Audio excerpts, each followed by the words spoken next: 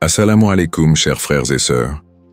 Dans cette vidéo, nous allons aborder un sujet crucial pour tout croyant. Comment faire pour qu'Allah réponde rapidement à vos prières? La prière est un pilier fondamental de l'islam, un moyen direct de communiquer avec Allah. C'est à travers la prière que nous cherchons le pardon, la guidance et la protection. Cependant, beaucoup se demandent pourquoi certaines prières semblent rester sans réponse ou pourquoi elles prennent du temps. Le but de cette vidéo est de vous éclairer sur ce sujet et de vous partager des enseignements islamiques essentiels pour augmenter les chances de voir vos prières exaucées. Avant de commencer cette vidéo, je vous invite à vous abonner à notre chaîne et d'activer la cloche de notification pour rester informé de nos prochaines publications sur la foi islamique. Merci et bonne vidéo. Nous explorerons les attitudes, les comportements et les moments favorables qui peuvent faciliter une réponse rapide d'Allah. Suivez-nous pour découvrir comment renforcer votre relation avec Allah et optimiser vos invocations. Alors, restez avec moi jusqu'à la fin pour découvrir cela. Si vous avez des questions ou des commentaires en cours de route, n'hésitez pas à les laisser en bas. J'apprécie beaucoup vos retours. Allons-y. Comprendre la prière. La prière, en islam, revêt une importance capitale dans la vie de tout musulman. Elle se manifeste sous deux formes principales, la salat et la dua. Ces deux types de prières, bien que distinctes, sont complémentaires et jouent un rôle essentiel dans la communication du croyant avec Allah. Premier, la salat. La salat est l'acte formel de prière obligatoire, accompli 5 fois par jour à des moments précis. Elle est l'un des 5 piliers de l'islam, et sa pratique régulière est une obligation pour chaque musulman. En accomplissant la salat, le croyant se soumet à la volonté d'Allah, reconnaissant sa grandeur et cherchant sa miséricorde. La salat est une opportunité quotidienne de se rapprocher d'Allah, de l'invoquer pour obtenir guidance, pardon et protection. C'est également un acte d'obéissance et de purification spirituelle. La salat est une pratique constante qui lie le musulman à son Créateur à travers les divers défis et bénédictions de la vie. 2. La dua. Contrairement à la salat, qui est structurée et codifiée, la dua est une prière spontanée et personnelle. C'est un appel direct du cœur du croyant à Allah, dans lequel il exprime ses besoins, ses espoirs, ses craintes et ses remerciements. La dua peut être récitée à tout moment de la journée et dans n'importe quelle situation, que ce soit en période de difficulté ou de gratitude. La beauté de la dua réside dans sa simplicité. Elle ne nécessite pas de position ou de paroles spécifiques, mais elle demande sincérité, foi et une connexion authentique avec Allah. C'est à travers la dua que les musulmans cherchent à renforcer leur relation avec Allah et à voir leurs prières exaucées. Troisième, l'importance de la prière dans la vie d'un musulman. La prière est la base de la spiritualité et de la vie quotidienne pour un musulman. Elle n'est pas seulement un moyen de demander des choses à Allah, mais aussi un acte de soumission et de reconnaissance de sa grandeur. Elle offre aux croyants une paix intérieure, une constance face aux épreuves et un rappel constant de la présence divine. Dans un monde où les distractions et les préoccupations sont nombreuses, la prière permet aux musulmans de recentrer son attention sur l'essentiel, sa relation avec Allah. C'est aussi un moyen de purification, car à chaque prière, le croyant demande pardon pour ses péchés et cherche à se rapprocher d'Allah. Quatrième, versets et hadiths sur la prière. Le Saint-Coran et les hadiths regorgent de références à l'importance de la prière dans la vie d'un musulman. Voici quelques versets et hadiths clés qui illustrent cette importance. Verset 45, Sourate Al-Baqarah, et cherchez secours dans l'endurance et la salat, car la salat est une lourde obligation, sauf pour les humbles. Ce verset rappelle que la prière est une source de patience et de force face aux épreuves. Verset 60, Sourate Ghafir. Votre Seigneur a dit, « Invoquez-moi, je vous répondrai ». Ce verset montre la promesse d'Allah d'écouter et de répondre aux prières sincères de ses serviteurs. Hadith rapporté par Al-Bukhari, le prophète PSL a dit « La prière est la clé du paradis ». Ce hadith met en évidence la place centrale de la prière dans la vie spirituelle d'un croyant, et son lien direct avec la récompense ultime de l'au-delà. Hadith rapporté par Muslim.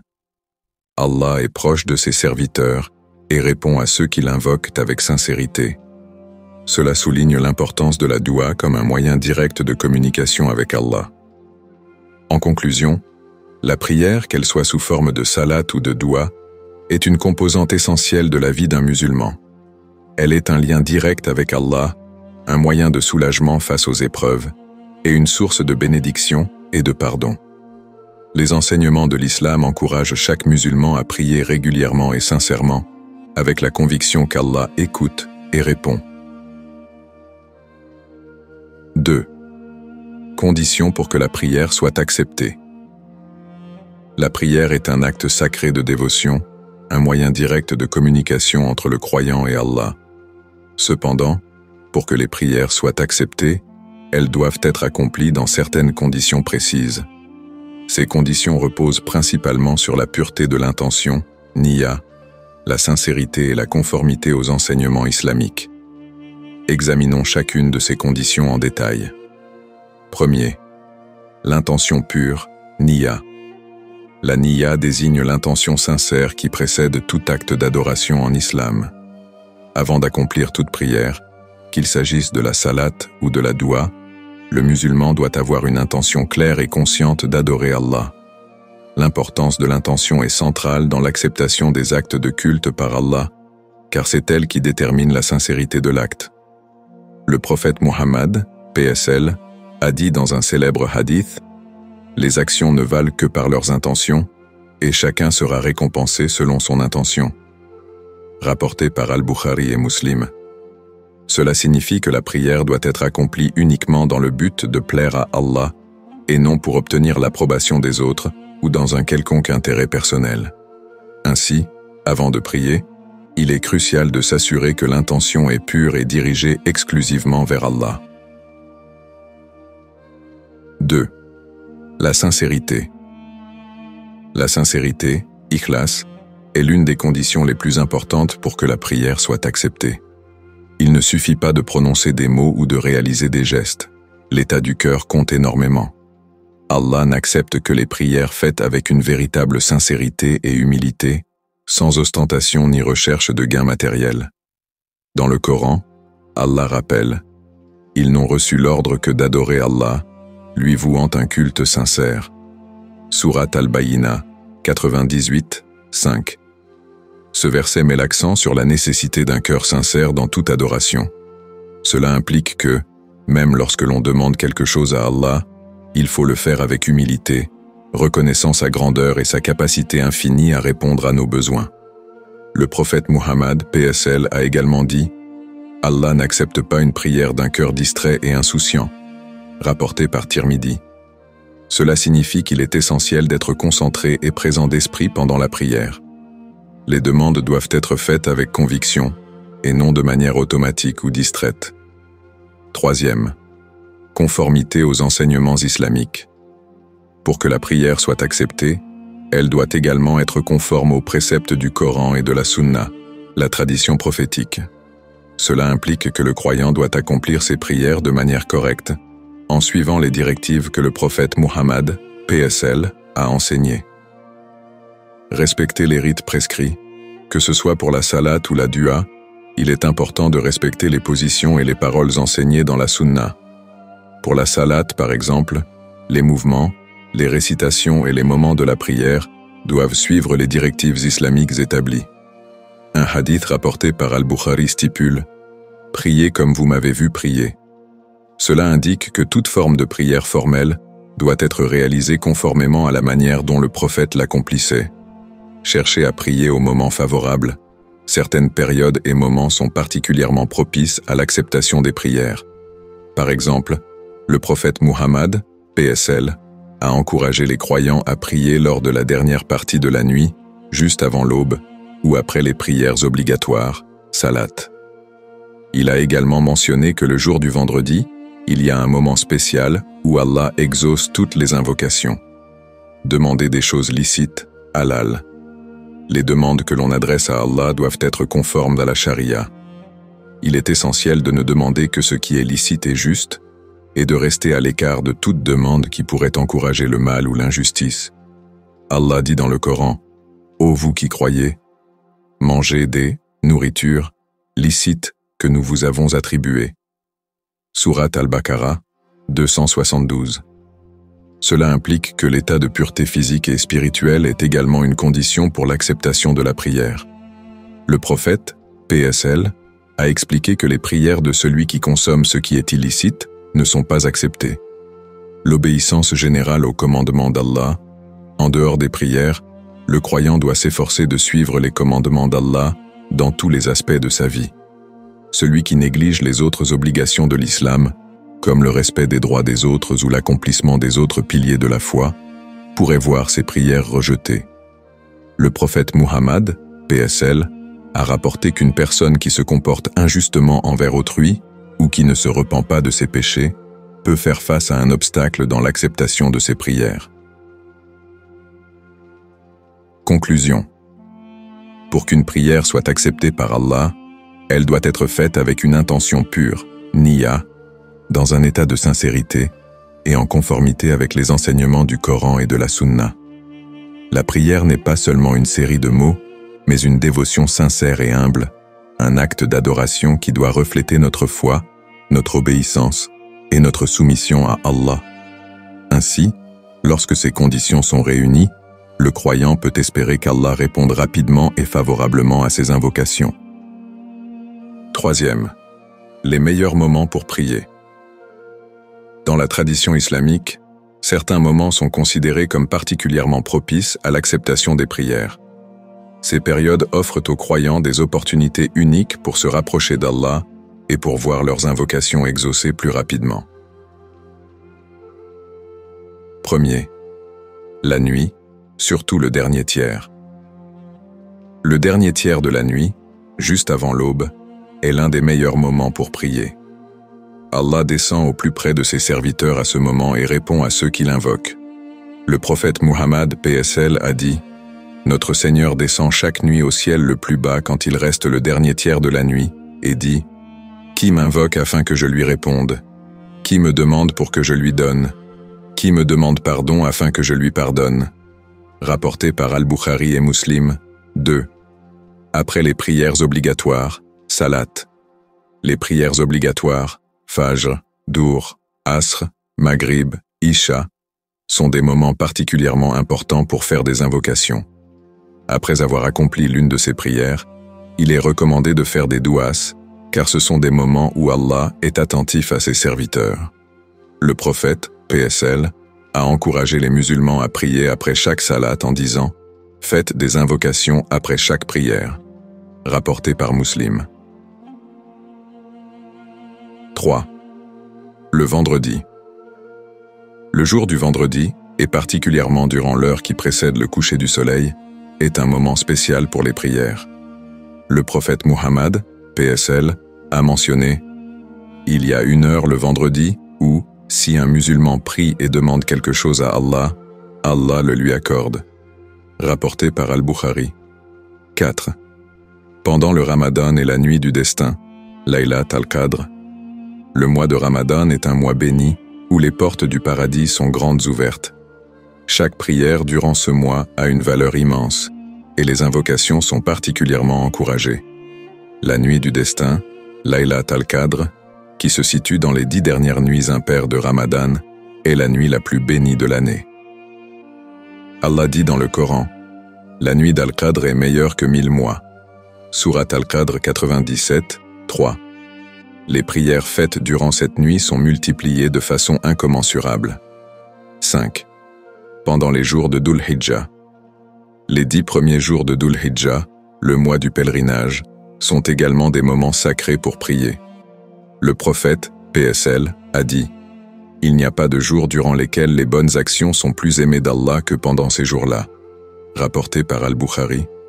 Ces moments privilégiés permettent aux croyants d'intensifier leurs prières et d'espérer une réponse rapide et favorable de la part d'Allah. 4 techniques pour améliorer ses prières.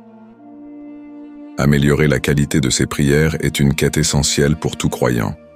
Il ne suffit pas simplement d'accomplir la prière. il est important de l'accomplir avec concentration, sincérité et selon les enseignements de l'islam. Voici quelques techniques qui peuvent aider à enrichir l'expérience de la prière et à la rendre plus efficace. Premier. Concentration, khushu. Comment se concentrer pendant la prière? Le khushu est l'état de concentration et de dévotion profonde pendant la prière. Avoir du khushu signifie être totalement présent et connecté à Allah, en évitant les distractions internes et externes. Voici quelques moyens pour atteindre un état de concentration pendant la prière, préparé mentalement et physiquement. Avant de commencer la prière, il est utile de prendre quelques instants pour calmer l'esprit et se rappeler que l'on est sur le point de s'adresser directement à Allah. La purification, ablution, avant la prière, lorsqu'elle est faite avec soin et conscience, peut également aider à se préparer spirituellement. Comprendre les paroles récitées. La prière est plus significative lorsqu'on comprend les paroles que l'on récite. Apprendre la signification des sourates et des invocations que l'on prononce permet de mieux se concentrer et d'éprouver plus de dévotion. Éviter les distractions. Prier dans un endroit calme, loin des distractions, aide à rester concentré. Il est également conseillé de prier en portant des vêtements propres et confortables pour éviter toute gêne physique. Prendre son temps. Il est important de ne pas se précipiter. Prendre le temps de bien accomplir chaque geste et de réciter chaque verset aide à maintenir l'esprit focalisé sur la prière. Le Coran souligne l'importance du khushu. Réussiront certes les croyants, ceux qui sont humbles dans leur salat. Surat al-Mu'minun 23, 1-2. 2. Récitation des noms d'Allah. Utilisez les attributs d'Allah dans les supplications. Les 99 noms d'Allah, Asma'ul Husna, sont des attributs magnifiques qui décrivent la grandeur, la miséricorde et la puissance d'Allah. Utiliser ces noms dans les supplications, dua, permet d'invoquer Allah en mettant en lumière ses qualités spécifiques qui correspondent à nos demandes. Par exemple, Al-Ghaffar, le très pardonnant. Lorsqu'on demande le pardon pour ses péchés, on peut invoquer Allah par ce nom. Ar-Razzaq, le pourvoyeur. Lorsque l'on prie pour la subsistance et les bénédictions matérielles. Shafi, le guérisseur. Lorsqu'on demande à Allah la guérison d'une maladie ou d'un mal. Le prophète Muhammad, PSL, a dit « Allah a 99 noms, celui qui les mémorise et les comprend entrera au paradis », rapporté par Al-Bukhari. Utiliser ces noms dans les supplications renforce la prière et aide à se connecter à Allah de manière plus profonde et significative. Troisième, faire des invocations spécifiques, exemple d'invocations recommandées. Faire des invocations spécifiques, dua, permet de structurer ses demandes et de les rendre plus claires et précises. Les invocations peuvent être faites à tout moment, mais certaines formules sont particulièrement recommandées par le prophète, PSL. Voici quelques exemples. Invocation pour le pardon. Rabbi gfir li wa tub alayya innaka anta at-tawwab ar-rahim. Seigneur, pardonne-moi et accepte mon repentir. Tu es celui qui accepte le repentir, le très miséricordieux. Cette invocation est particulièrement recommandée après la prière, car elle demande à Allah son pardon et sa miséricorde. Invocation pour demander des bénédictions. Rabbana atina fid dunya hasanatan, wa fil akhirati hasanatan, wa qina adab an-nar. Notre Seigneur, accorde-nous une belle part ici-bas, une belle part dans l'au-delà, et protège-nous du châtiment du feu. Surat al-Baqarah 201. Cette invocation combine des demandes pour le bien-être dans cette vie et dans l'au-delà, tout en demandant la protection contre les punitions. Invocation pour la guidance. Allahumma inni as'aluka al-huda, wat-tuqa, wal-afaf, wal-ghina. Ô Allah, je te demande la guidance, la piété, la chasteté et la suffisance. Cette invocation aide à demander à Allah de nous guider sur le droit chemin et de nous accorder la capacité de mener une vie pieuse. Invocation pour les difficultés. Hasbunallahu wa ni'mal wakil. Allah nous suffit, il est notre meilleur garant. Cette invocation est particulièrement puissante lorsqu'on fait face à des épreuves et des difficultés en affirmant sa confiance totale en Allah. Conclusion. Améliorer ses prières nécessite un effort conscient et une dévotion sincère. Le khushu, concentration, l'utilisation des 99 noms d'Allah et les invocations spécifiques sont autant de moyens pour rendre les prières plus profondes et significatives. Chaque prière devient ainsi une véritable connexion avec Allah, pleine de sens et de sincérité. Ces techniques permettent non seulement d'améliorer la qualité des prières, mais aussi d'espérer une réponse rapide et favorable de la part d'Allah. Faire des résolutions pour éviter la répétition, prendre des mesures concrètes pour ne pas refaire le même péché, demander pardon à Allah, prier sincèrement pour obtenir le pardon d'Allah. Le prophète Muhammad, PSL, a également encouragé les croyants à se repentir souvent, en disant « Ô les gens, repentez-vous auprès d'Allah, car je me repens à lui plus de 70 fois chaque jour. » Rapporté par Al-Bukhari. En résumé, les péchés non repentis peuvent constituer un obstacle majeur à l'acceptation des prières.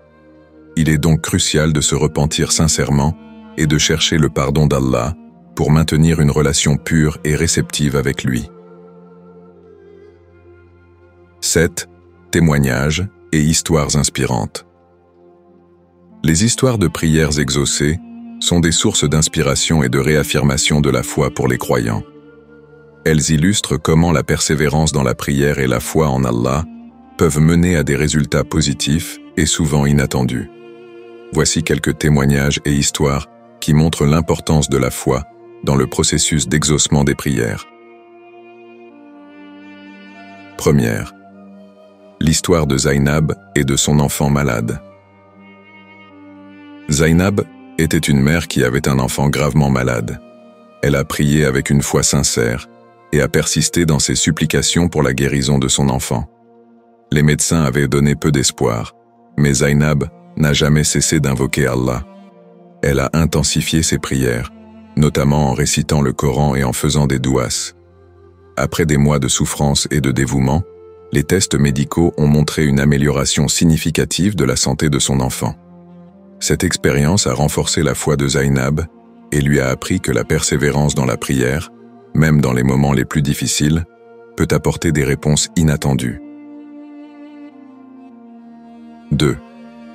Le témoignage de Ahmed sur la réussite professionnelle. Ahmed, un jeune diplômé, a traversé une période difficile sur le plan professionnel. Il avait du mal à trouver un emploi malgré ses efforts et ses candidatures constantes. Après avoir prié avec ferveur et demandé à Allah de le guider, Ahmed a commencé à faire des invocations spécifiques pour demander la réussite dans sa carrière. Il a également fait des prières surérogatoires, sunnah, pour renforcer ses supplications. Peu après, il a reçu une offre d'emploi dans une entreprise qu'il admirait depuis longtemps. Ahmed attribue ce succès à la réponse de ses prières et à la foi qu'il a maintenue tout au long de son épreuve. 3. L'histoire de Fatima et de la réconciliation familiale. Fatima a eu des conflits persistants avec certains membres de sa famille, ce qui a causé beaucoup de douleur et de stress. Elle a prié avec une grande sincérité pour la réconciliation et la paix au sein de sa famille. En plus de faire des douas, elle a également prié pour qu'Allah change les cœurs des personnes impliquées. Par la suite, Fatima a remarqué des changements dans les attitudes de ses proches et a vu des signes de réconciliation et de paix dans sa famille. Cette expérience lui a démontré la puissance des prières pour résoudre des problèmes relationnels complexes. 4. Témoignage de croyants de toute la communauté. De nombreux musulmans ont partagé des histoires similaires, où leurs prières ont été exaucées de manière inattendue. Ces témoignages soulignent que la foi et la patience sont cruciales dans le processus de demande et d'exaucement des prières. Des histoires comme celle de Zainab, Ahmed et Fatima montrent comment la persévérance, l'intensification des prières et la foi en Allah peuvent mener à des résultats positifs, même lorsque les circonstances semblent défavorables. Conclusion. Ces histoires inspirantes rappellent aux croyants que les prières sont un moyen puissant d'atteindre des objectifs, de surmonter des défis et de rechercher des solutions aux problèmes. La foi en Allah, la patience et la persévérance sont des éléments essentiels pour voir les prières exaucées. Elles montrent que, Même si les réponses peuvent ne pas être immédiates ou évidentes, Allah répond à toutes les prières de manière parfaite et appropriée. Ces témoignages renforcent la croyance que maintenir la foi et la persévérance dans la prière conduit à des résultats qui peuvent transformer des vies. Conclusion. En résumé, nous avons exploré comment maximiser l'efficacité de nos prières en comprenant leur nature, en respectant les conditions nécessaires à leur acceptation et en utilisant les moments propices pour prier. Nous avons également discuté des techniques pour améliorer la concentration pendant la prière, l'importance de se repentir et comment la patience joue un rôle crucial dans le processus de l'exaucement des prières. Les histoires inspirantes de prières exaucées illustrent la puissance de la foi et de la persévérance. Continuez à prier avec dévotion, à avoir confiance en la sagesse parfaite d'Allah, et sachez que chaque prière est une opportunité pour renforcer votre lien avec lui. Gardez la foi et la patience, car Allah répond à toutes les prières de la manière la plus appropriée et au moment parfait. Appel à l'action. Nous aimerions entendre vos histoires et expériences personnelles concernant la prière et l'exaucement de vos demandes. Partagez vos témoignages dans les commentaires ci-dessous pour inspirer et encourager les autres membres de notre communauté. Vos expériences peuvent être une source de réconfort et d'espoir pour ceux qui sont en quête de réponses à leurs prières. N'oubliez pas de vous abonner à notre chaîne pour découvrir plus de contenu inspirant sur la spiritualité, la foi et les pratiques islamiques. Cliquez sur la cloche de notification pour rester informé des dernières vidéos et ne manquer aucun de nos prochains sujets enrichissants. Merci de votre soutien et de faire partie de notre communauté.